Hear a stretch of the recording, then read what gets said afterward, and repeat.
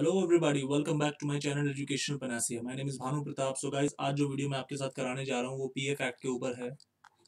और last video जो PF पे मैंने बनाई थी उसके अंदर मैंने सेक्शन 8D तक डिस्कस किया था आपके साथ, जो कि रिकवरी ऑफिसर को जो सर्टिफिकेट ग्रांट होता है उसके ऊपर मैं आपको करा रहा था। तो उसी का हम कंटिन्यूएशन अभी करेंगे आज। और ये वीडियो मतलब ये जो कंटेंट है आपका नेक्स्ट मोस्ट प्रोबेबली 2 वीडियोस में अब खत्म हो जाएगा। और ये जो पूरा कानून है आपका खत्म हो जाएगा। आप डिस्क्रिप्शन एक बार जरूर चेक करें, वहाँ पे लेबर लॉस की और सीआरपीसी की सारी वीडियोस की प्लेलिस्ट की लिंक आपको सीक्वेंस में अवेलेबल है। एक बार डिस्क्रिप्शन देख लेना आप लोग। तो देखिए, सेक्शन 8E ये स्टे ऑफ प्रोसीडिंग की बात करता है कि रिकवरी ऑफिसर को जो सर्टिफिकेट इशू होता है ना, तो रिकवरी ऑफिसर को मैंने लास्ट वीडियो में बताया था कि कौन सर्टिफिकेट इशू करता है। तो उसको ऑथराइज जो ऑफिसर होता है वो रिकवरी ऑफिसर को सर्टिफिकेट इशू कर देता है। तो मान लीजिए एक सर्टिफिकेट इशू हो रखा है, तो क्या ऑथराइज ऑफिसर उस केस के अंदर रिकवरी ऑफिसर को कह सकता है कि आप अभी जो रिकवरी की प्रोसीडिंग है उसको स्टे लगा दो? हाँ, लगा सकता है। लॉ ये कहता है कि ऑथराइज्ड ऑफिसर जो है वो टाइम ग्रांट कर सकता है पेमेंट के लिए। और अगर ऑथराइज ऑफिसर ने टाइम ग्रांट कर दिया तो कंसीक्वेंटली जो रिकवरी ऑफिसर है, जो आरओ है, वो उस टाइम के लिए for the time Bing stay of proceeding कर देगा। कौन सी प्रोसीडिंग? जो रिकवरी की प्रोसीडिंग है। किस चीज की रिकवरी हो रही है यहाँ पे? यहाँ पे ईपीएफ के जो इंश्योरेंस फंड में जो पैसा जाना है, जो पेंशन स्कीम में एम्प्लॉयर की लायबिलिटी है, वो सब पैसे का कॉन्ट्रीब्यूशन की जो लायबिलिटी एम्प्लॉयर के ऊपर है उसकी रिकवरी की यहाँ पे बात हो रही है। पॉइंट नंबर 2 कि मान लीजिए सर्टिफिकेट इशू हो रखा है,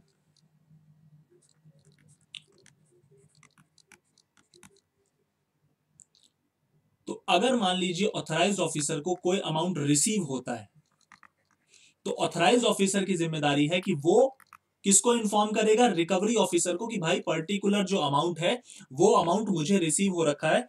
और उस हिसाब से अगर, या फिर मैंने अगर कोई टाइम ग्रांट कर दिया है तो उस हिसाब से वो चीज रिकवरी ऑफिसर को पता लग जानी चाहिए। किसके द्वारा? ऑथराइज्ड ऑफिसर के द्वारा, क्योंकि सर्टिफिकेट ऑलरेडी इशू रखा है और रिकवरी ऑफिसर अपना पैसा वसूलने जा चुका है। अगला पॉइंट कि मान लीजिए सर्टिफिकेट इशूड है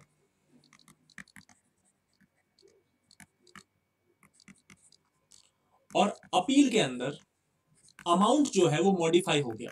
मतलब सर्टिफिकेट में जो अमाउंट है वो अमाउंट मॉडिफाई हो गया, मगर अभी भी सब्जेक्ट टू फर्दर प्रोसीडिंग है। हो सकता है इसके फर्दर भी ये चीज और मैटर आगे प्रोसीड करे अपील के अंदर।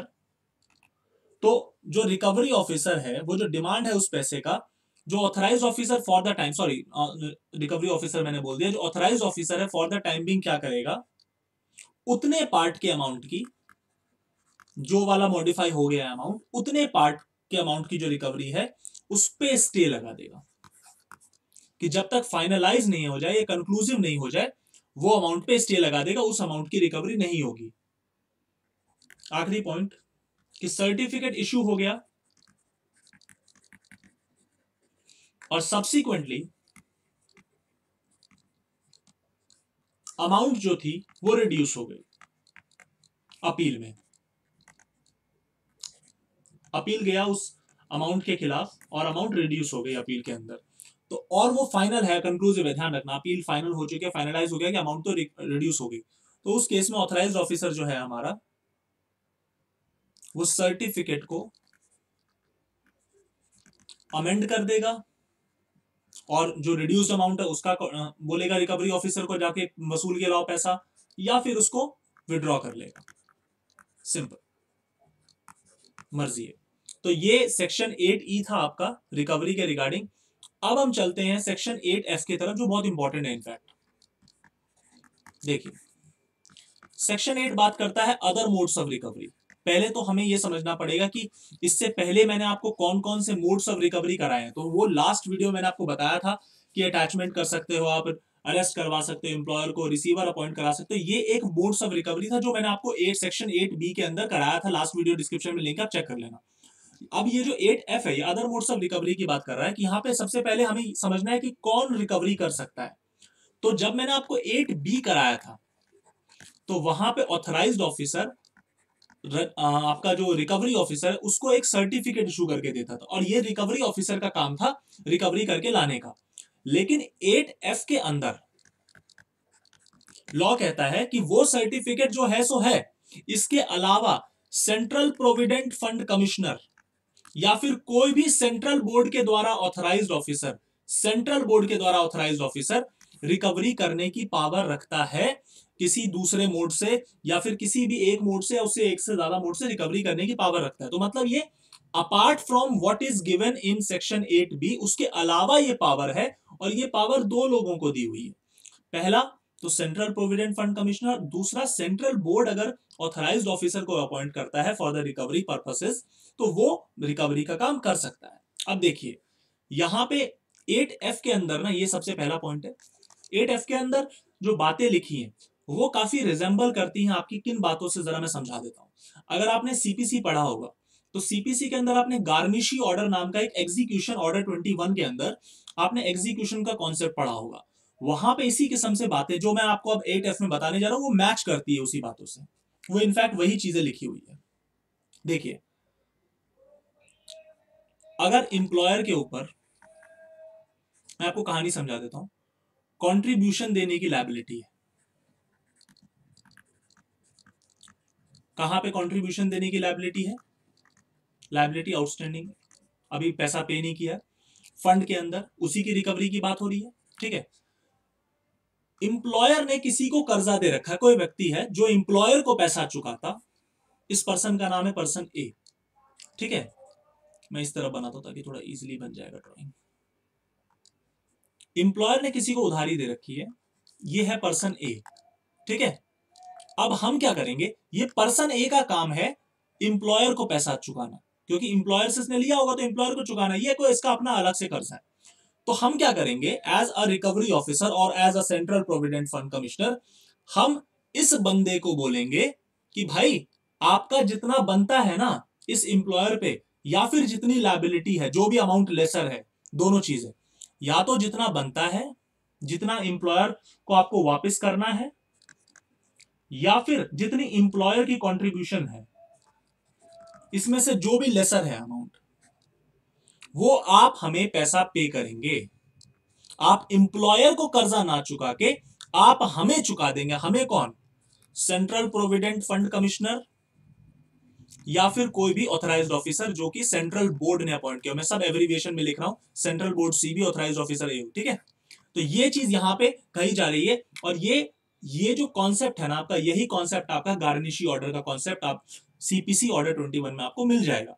क्लियरली लिखा है कि यहाँ पे पैसा जो है वो पैसा इस बंद ए नाम के बंदे ने इंप्लॉयर को चुकाना था। अभी इंप्लॉयर को ना चुका के उससे वो अमाउंट ऑफ एरियर जो है ना वो डिडक्ट कर लेंगे, और वो जो पैसा है जो डिडक्ट किया है वो पैसा सेंट्रल प्रोविडेंट फंड कमिश्नर को क्रेडिट कर देंगे, उसको दे देंगे, और वो इनफैक्ट इंप्लॉयर के हिस्से की लायबिलिटी ऑटोमेटिकली जितना अमाउंट पे हुआ है उतना सेट ऑफ हो जाएगा। कि इंप्लॉयर नहीं दे पा रहा तो दूसरे मोड्स ऑफ रिकवरी, इंप्लॉयर ने जिससे पैसा वसूलना हम उससे पैसा वसूल लेंगे। तो दिस कंसेप्ट, ये गार्निशी ऑर्डर वाला कॉन्सेप्ट है आपका ऑर्डर 21 में। अब इसमें एक चीज और, सेक्शन 60 है और आपका सीपीसी में लिखा हुआ क्या है मैं बता देता हूं। सेक्शन 60 आपका जो है सीपीसी वो कहता है कि कुछ चीजें हैं जो आप एग्जेम्प्ट है, मतलब अटैचमेंट में। अटैचमेंट का मतलब कि अगर आप एग्जीक्यूशन ऑफ ए डिग्री करते हैं ना तो वहां पे आप उस प्रॉपर्टी को अटैच नहीं कर सकते। जैसे मंगलसूत्र हो गया, या कोई आर्टिशन है उसके टूल्स हो गए, या फिर कोई एग्रीकल्चर की लैंड है, या फिर कोई मेंटेनेंस एक सर्टेन अमाउंट तक मेंटेनेंस होती है, 1/3 2/3 अलग अलग केसेस हैं। तो वो पैसा आप अटैच नहीं कर सकते। पेंशन का पैसा है वो पैसा आप अटैच नहीं कर सकते। तो ध्यान रखना कि अगर वैसा कोई पैसा वसूलना है तो वो पैसा अटैच नहीं होगा, वो पैसे से रिकवरी नहीं होगी। ध्यान रखना। तो ये यहाँ पे क्लियरली लिखा है कि अगर किसी से पैसा लेना है एम्प्लॉयर ने तो उससे तो हम वसूल लेंगे, लेकिन वो पैसा अगर एम्प्लॉयर ने ये सेक्शन 60 वाले किसी पॉइंट ऑफ पर्सन से लेना हो, या सेक्शन 60 सीपीसी में जो बंदा है उनसे लेना हो, तो वो मतलब हम भी उससे वसूल नहीं सकते, क्योंकि सेक्शन 60 के अंदर जो लोग आते हैं वो चीज एग्जेम्प्ट है आपके किससे? अटैचमेंट से, और उस प्रॉपर्टी को अटैच नहीं किया जा सकता। नाउ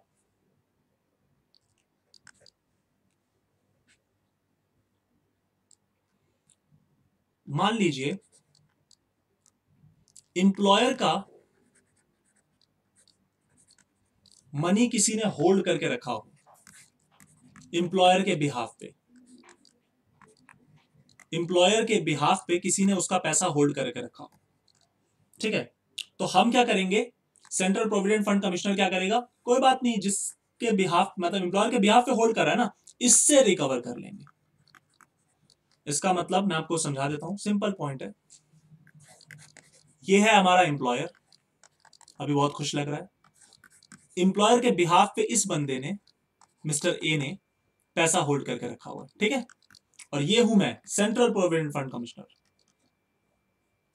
मैं पैसा इसने होल्ड करके रखा ना, मैं डायरेक्ट इसी से रिकवर करूंगा। लो,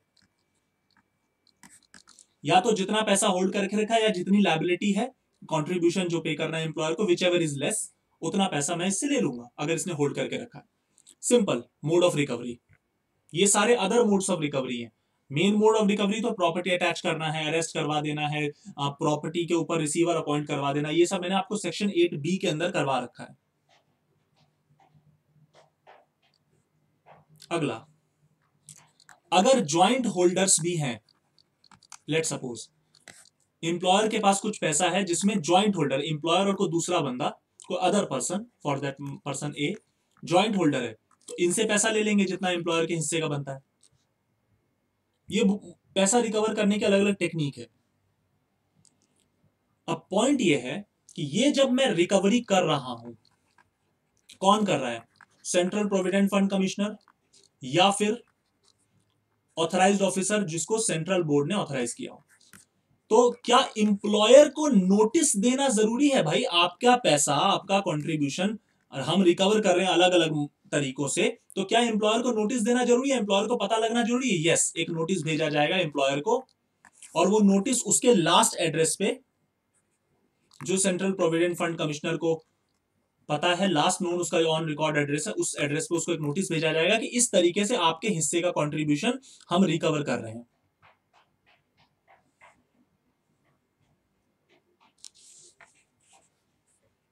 अगला,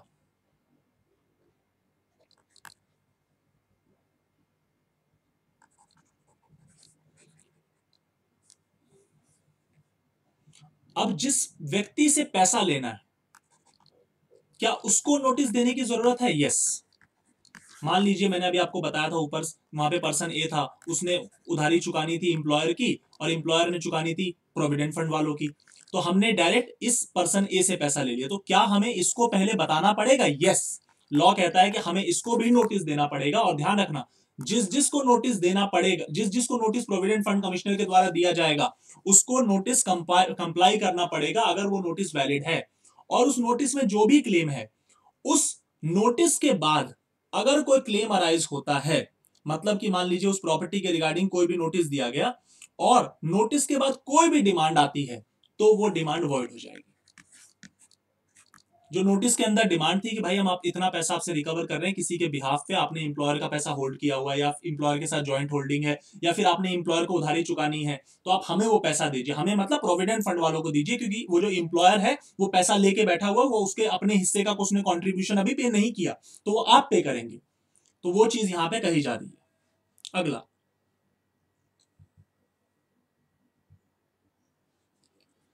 मान लीजिए आपने किसी को नोटिस दिया टू पे मनी, जो पैसा लायबिलिटी है वो, और उस बंदे ने ऑब्जेक्शन कर दिया।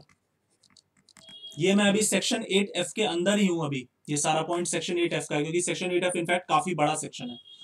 उसने ऑब्जेक्शन कर दिया इस बात पे कि भाई मेरी इतनी लायबिलिटी नहीं बनती, या फिर मेरा एक परसेंट, मेरा तो इतना, मेरा लायबिलिटी तो काफी कम है, या मेरी लायबिलिटी ही नहीं बनती। तो उस केस के अंदर अगर वो मान लीजिए वो ऑन ओथ, जो सम डिमांड किया गया, उसने ऑन ओथ ये चीज कह दिया कि भाई उसका कोई मतलब ड्यू नहीं है, या उसने एम्प्लॉयर के बिहाफ पे कोई पैसा नहीं होल्ड कर रखा, तो उस केस में कल को वो बात झूठ निकली तो वो व्यक्ति पर्सनली लायबल हो जाएगा। सिंपल पॉइंट है कि भाई आपसे पूछा था कि आपने एम्प्लॉयर का पैसा रखा हुआ था, तो जरा पैसा दे दो हमें, प्रोविडेंट फंड वाले हम, हमारा चुकाओ, एम्प्लॉयर की कंट्रीब्यूशन है दो। आपने बोला नहीं नहीं नहीं साहब, ऑन ओथ बोल दिया आपने, एफिडेविट फाइल किया है, नहीं हम, मेरे पास तो उसका कोई पैसा ही नहीं है, और कल को प्रोविडेंट फंड कमिश्नर को पता चलता अच्छा आपके पास तो पैसा था उसका, तो अब आप भी पर्सनली लायबल हो जाओगे उस पर्टिकुलर चीज के लिए जो एम्प्लॉयर की लायबिलिटी थी। नाउ आप अच्छे बच्चे हैं, आपने अमाउंट पे कर दिया, तो आपको रिसीट मिल जाएगी। जो अमाउंट है वो रिसीट कौन देगा? सेंट्रल प्रोविडेंट फंड कमिश्नर या जो भी ऑफिसर जो ऑथराइज्ड है। सिंपल।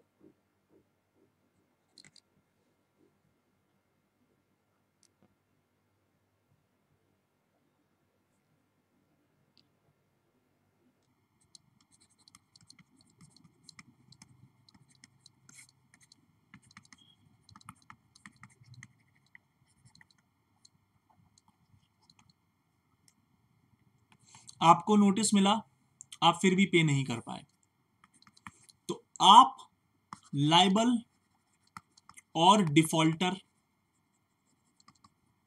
एज एन एम्प्लॉयर ही कहलाओगे। बड़ा अजीब सा सेक्शन है, बट क्या करें, लॉ कहता है कि आपको अगर नोटिस दिया गया था कि आपको एम्प्लॉयर के बिहाफ पे कंट्रीब्यूशन देना, आपने उसका पैसा होल्ड करके रखा हुआ है और आपने फिर भी पैसा नहीं दिया नोटिस मिलने के बावजूद, तो आपकी जो लायबिलिटी है एक एम्प्लॉयर के तौर पे ही होगी कि आपने नहीं किया, और आप पे जो प्रोसीडिंग होगी वो उस तरीके से हम कर सकते हैं जिस तरीके से प्रोसीडिंग हम अपने एम्प्लॉयर से कंट्रीब्यूशन वसूलने के लिए करते। मतलब प्रोविडेंट फंड वाले एम्प्लॉयर से पैसा वसूलने के लिए सेक्शन 8B से लेकर 8E तक जो भी रिकवरी का प्रोसेस फॉलो करते हैं वो अब आपके खिलाफ भी कर सकते हैं। क्यों करेंगे हम ये चीज? क्योंकि आपको नोटिस सर्व किया था और आपने पेमेंट नहीं करी। तो ये चीज है। तो लॉ यहां पे क्लियरली सेक्शन 8F में कह रहा है ये बात, अभी मैं 8F के अंदर ही हूं, कि अगर आपको नोटिस मिलता है पैसा पे करने का और आप नहीं पे करते, तो आपकी जो लायबिलिटी है, जो आपका डिफॉल्ट है, it shall be deemed as a default like an employer. Now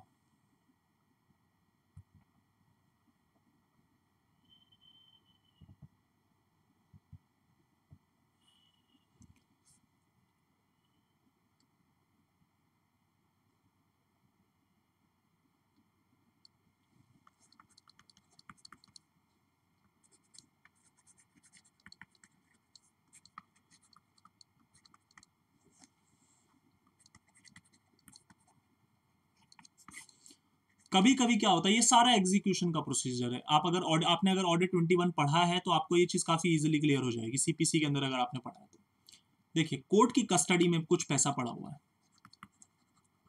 employer का और भी केसेस चल रहे हैं, और या फिर एम्प्लॉयर की प्रॉपर्टी पे ऑलरेडी रिसीवर अपॉइंट हो रखा है, तो उस केस के अंदर कोर्ट की कस्टडी में पैसा पड़ा हुआ है, तो हम क्या करेंगे as a provident fund commissioner, हम कोर्ट में अप्लाई कर देंगे, सर इसमें हमारा भी कुछ हिस्सा बनता है और हमें भी डिस्चार्ज, आप मतलब हमारे हिस्से का भी पैसा डिस्चार्ज करिए ताकि हम ये पैसा ले पाए, इसमें हमारी भी रिकवरी बनती है। कई बार ऐसा होता है कि एम्प्लॉयर के पास बहुत लिमिटेड प्रॉपर्टी होती है और उसके पास पैसा चुकाने के लिए और कोई दूसरा जरिया नहीं है, तो कोर्ट उसकी प्रॉपर्टी को अटैच कर देता है और एक रिसीवर अपॉइंट कर देता है उस केस में। तो उसमें जिसकी लायबिलिटी होती है वो उस कोर्ट में जिसके पास पैसा पड़ा हुआ है, कोर्ट जिसकी कस्टडी में, जिस कोर्ट की कस्टडी में पैसा है, तो उसके पास जो जो क्रेडिटर्स हैं उस बंदे के, या जो जो लोगों को पैसा लेना है उस बंदे से, तो वो कोर्ट में एप्लीकेशन डाल देते हैं। उसके बाद कोर्ट प्रोपोर्शनेटली फिर उसको सेट ऑफ करती है कि प्रेफरेंशियल, पहला किसकी प्रेफरेंस बनती है उधार चुकने की, फिर सेकंड प्रेफरेंस किसकी बनती है, फिर थर्ड प्रेफरेंस किसकी बनती है, उसके अकॉर्डिंग फिर पैसे को चुकाया जाता है।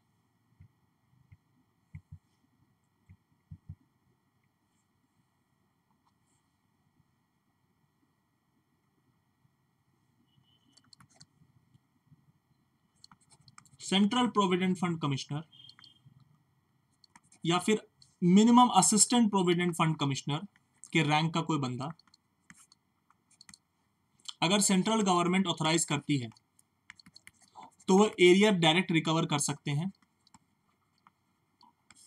By selling out the movable property, और वो मैनर जो होगा वो इनकम टैक्स के अंदर मेंशन है। ये लास्ट पॉइंट है आपका सेक्शन 8F का।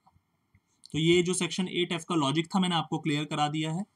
अब 8G के अंदर ज्यादा कुछ है नहीं। 8G सिंपल ये कह रहा है कि कुछ प्रोविजंस जो हैं इनकम टैक्स एक्ट के, जो पैसे की रिकवरी है उसके रिगार्डिंग अप्लाई हो जाएंगे। इनकम टैक्स एक्ट के कुछ प्रोविजंस जो हैं वो अप्लाई हो जाते हैं with necessary modifications. Certain sections of income tax act वो अटैचमेंट के रिगार्डिंग अप्लाई हो जाते हैं।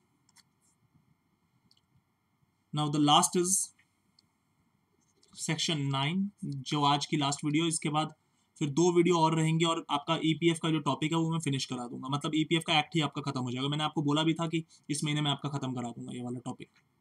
देखिए,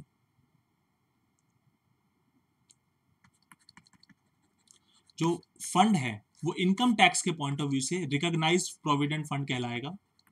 सेक्शन 9 ये कह रहा है रिकॉग्नाइज प्रोविडेंट फंड कहलाता है इनकम टैक्स के पॉइंट ऑफ व्यू से। वहां पे प्रोविडेंट फंड पे जो भी इनकम टैक्स में आपको रिलीफ मिल रहा है प्रोविडेंट फंड के रिगार्डिंग, तो जो फंड है वो recognise provident fund income tax के अंदर भी कहलाता है।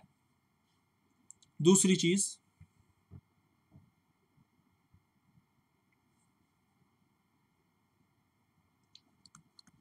मान लीजिए